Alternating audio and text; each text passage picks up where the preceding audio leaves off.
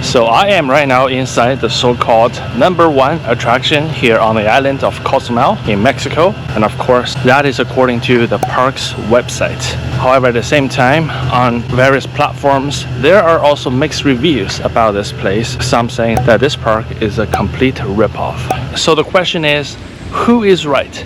And is this place a tourist trap? I guess this time we'll find out together.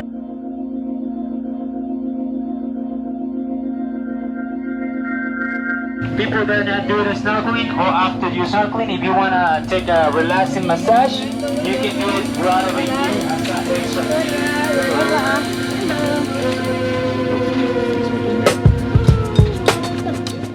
Chankanaab Park is located around 10 kilometers south of San Miguel de Cozumel and 5 kilometers south of Puerto Maya Cruise Terminal. The only ways to reach there is by rental car, taxi, or tour transfers.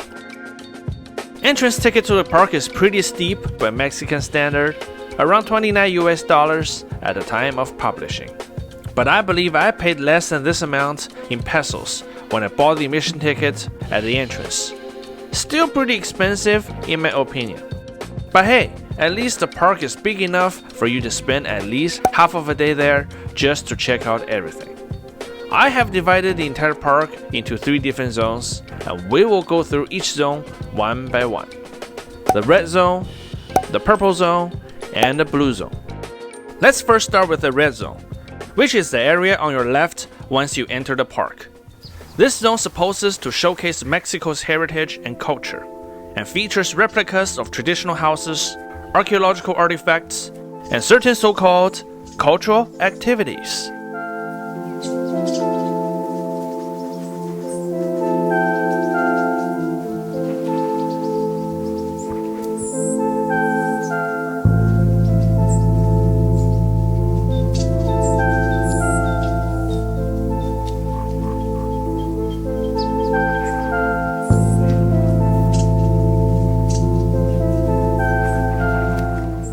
I think I've seen this in Mexico City before, at the Museum of Anthropology from Ciudad de Mexico, not a local Mayan artifact. You know, the funny thing is, I have seen the original of this, and I think I briefly introduced in the other one of our Cozumel videos on the top things to do while in Cozumel. So if you're interested, please do check it out, and I'll leave the link in the description box below. You will also find the reconstruction of a village, but there were no information posted or any signs for you to read. I think there used to be some actors there interacting with the visitors, but not anymore. Overall, I think this area might be good for a quick introduction to the amazing Mexican heritage, which is diverse and impossible to be shown in a small park like this. But at the same time, do not expect to really learn anything. They were built for the purpose of entertainment only. Think this way. It's just like learning about the United States of America from things at Disneyland.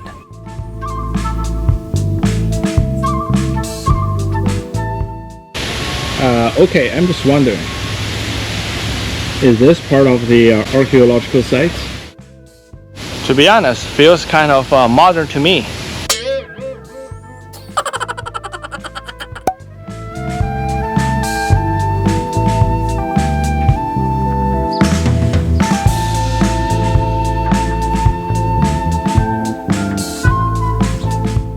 The southeastern corner of this red zone felt pretty abandoned. There appeared to be some sort of a zoo, but there were nothing other than a few ducks there. Pretty sad to see. This area can definitely be repurposed.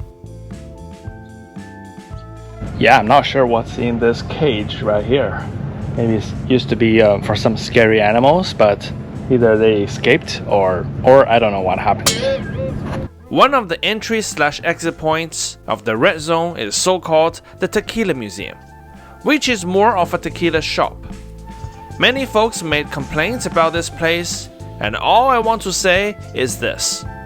If you really want good tequila, you're in the wrong part of Mexico anyways. You need to go to the state of Jalisco, where tequilas are produced. Otherwise, a local convenience store in San Miguel de Cozumel might already have what you need for a much cheaper price.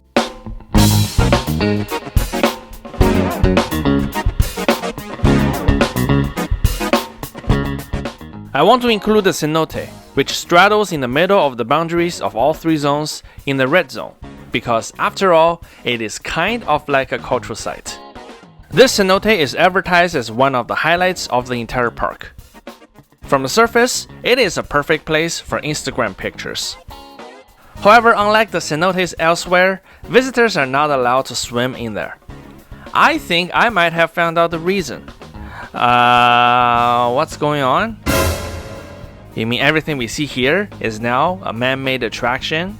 Okay.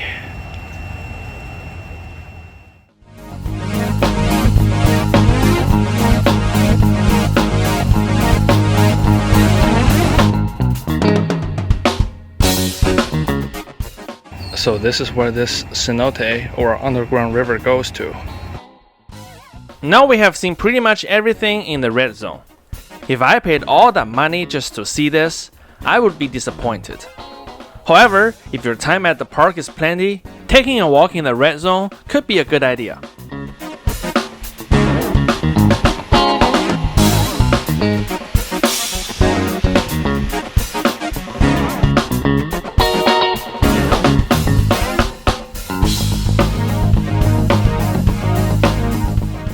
Next, let's talk about the purple zone, which is on your right as you enter the park.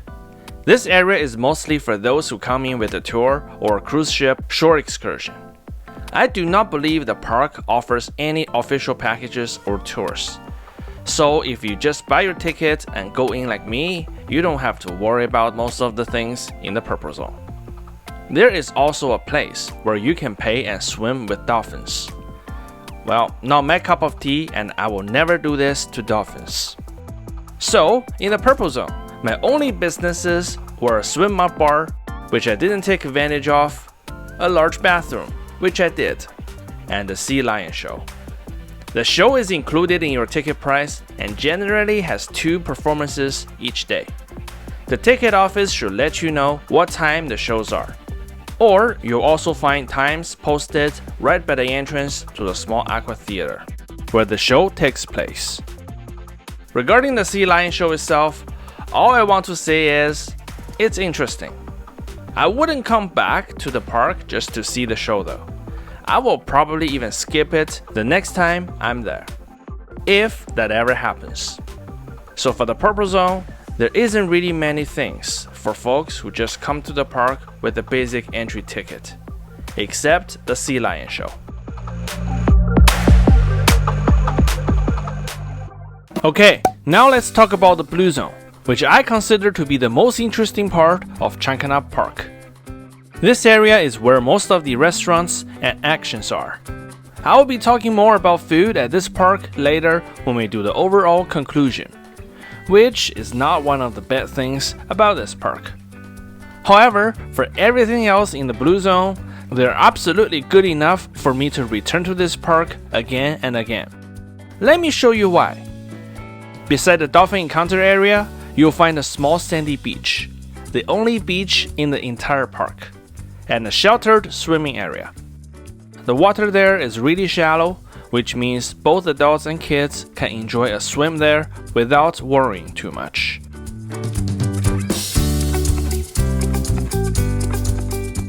Right next to the beach, you'll find some restaurants, massage rooms, and diving snorkeling operators. I highly recommend comparing the prices before you make a choice, as each place will offer you a different price.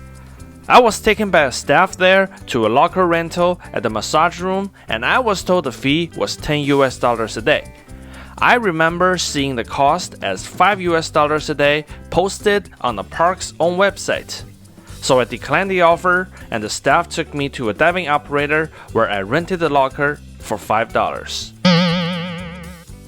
I know so far we have been talking non-stop about not so great things of this park. Personally, I think what's great about it definitely beats all the negative points. I just want to let you know so you are prepared if you would like to visit the Chankanaab Park. To be honest, the only great thing, and I think is also the most exciting and irreplaceable thing, is the park's location. Cozumel is located off the second largest barrier reef system in the world. and Chankanaab Park happens to be right next to one of the most accessible sections. And I can tell you, the snorkeling there is probably the best I've seen anywhere in the world so far. If you don't believe me, here are some footages for you.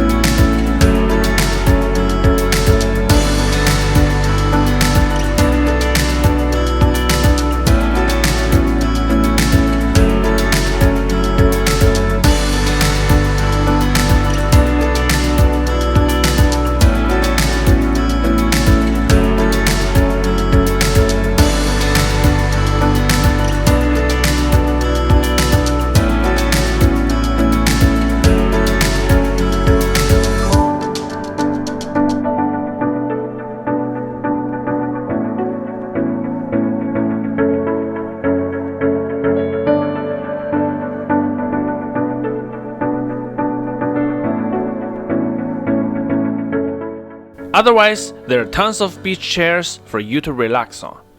Staff might come to you and ask you if you would like to order anything, but I found after a few attempts, they will just leave you alone in peace.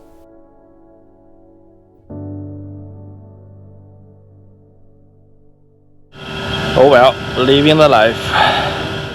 Alright, so I've had a great day here at the Chankanaab Park. And yeah, I have to say, the park's website is kind of right. This is definitely the most interesting place that I've visited here on Cozumel. Yeah, the snorkeling here is absolutely unreal. I did my diving here near the Chankanaab Park, knowing that. I thought, maybe this park will be great for snorkeling, and I can tell you, personally, I think snorkeling experience here is probably better than scuba diving a little bit outside. It was absolutely mind-blowing, and I highly recommend. So what about all those complaints about this place, the other tourists who left a review on the internet? Well, they are kind of right as well.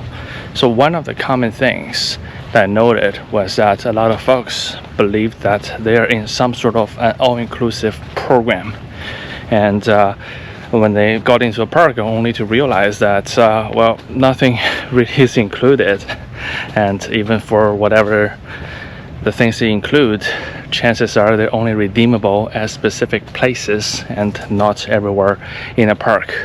And for that part, I have to say is that after checking out the website as well as being at the front gate and buying a ticket there, this park never has some sort of all-inclusive package.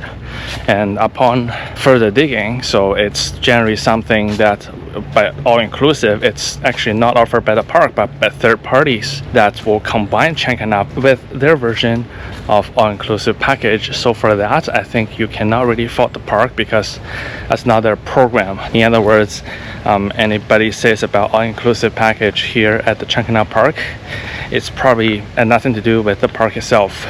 here, yeah, once you get in, except included programs which will be explained to you at the park entrance by one of the staffs.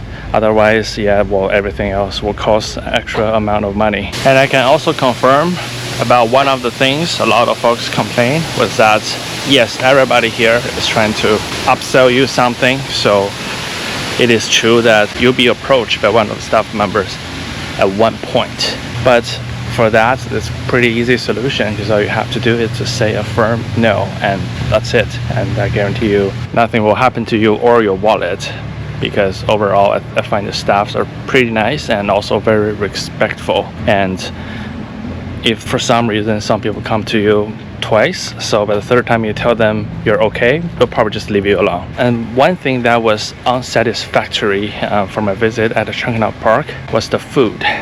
So the food here, they're very overpriced. You're looking at American pricing, that kind of stuff. And quality wise, like, this is definitely not something that you would expect at that price level, especially here in Mexico compared to other places, compared to places out in San Miguel de Cozumel. The quality is just not there. And also the drinks, they're very, very overpriced. I only ordered a Coke, and that was like $5 USD for a 300 millimeter can.